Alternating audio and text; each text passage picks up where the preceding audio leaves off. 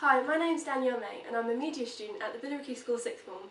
The media project I have produced is a low-budget action/thriller opening sequence.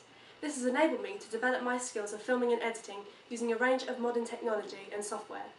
This is the first time I've produced this form of filming product at this quality, as I've been able to use softwares such as Final Cut Express and LiveType, although I've had very little experience using these advanced editing softwares before. However, I feel my prior skills have improved to a good extent, and I personally think I have produced a successful opening sequence, taking into consideration my inexperience.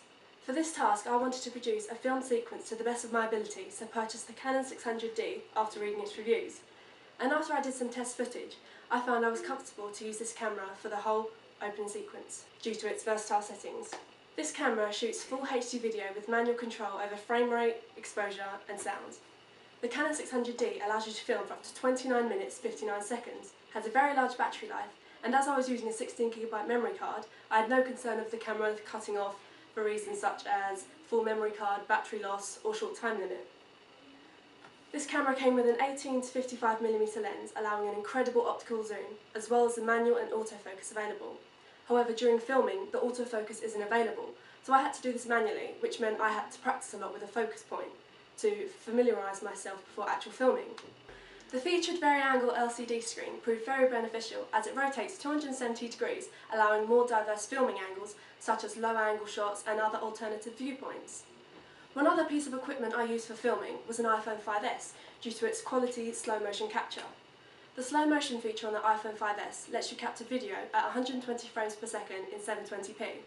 When you finish, you select the portion you want to slow down, and that clip plays back at quarter speed, and then you can change which part is in slow motion at any time. I found using this was really useful and effective, as I was concerned about using Final Cut Express to slow this down to that degree in case the clip jumped or became less quality, and the beauty captured by the slow motion was lost. However, one major issue which I admittedly forgot to consider was the framing of it, as in order to include this footage I would have to frame it correctly, but I feel I successfully managed to do so using Final Cut Express.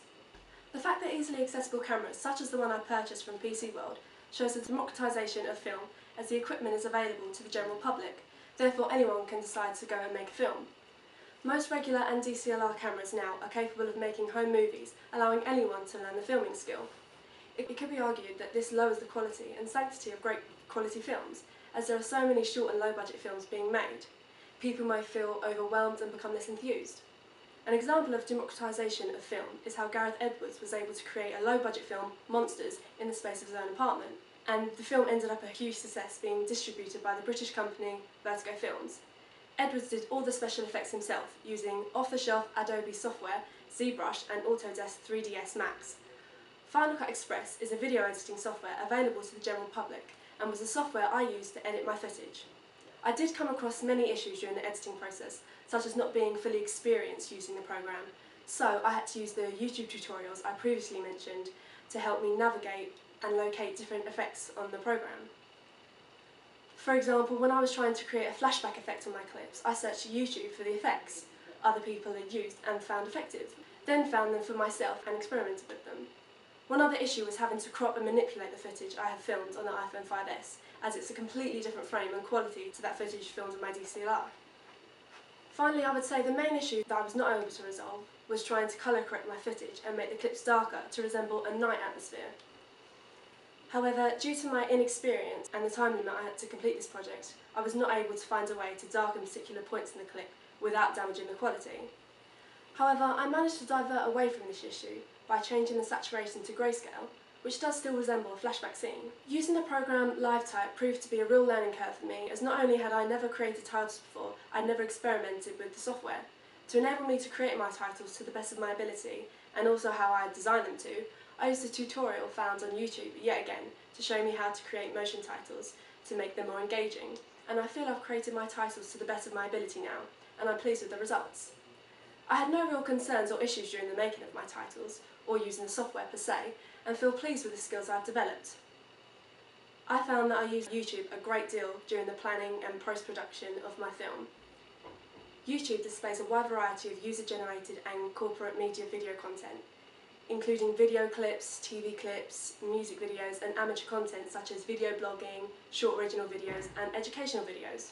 It's here that I found easy to follow tutorials people had created which helped me to create the theatrical makeup, the stunts and the flashback scenes, as well as how to actually navigate effectively around the Final Cut programme, and where I could find different video effects.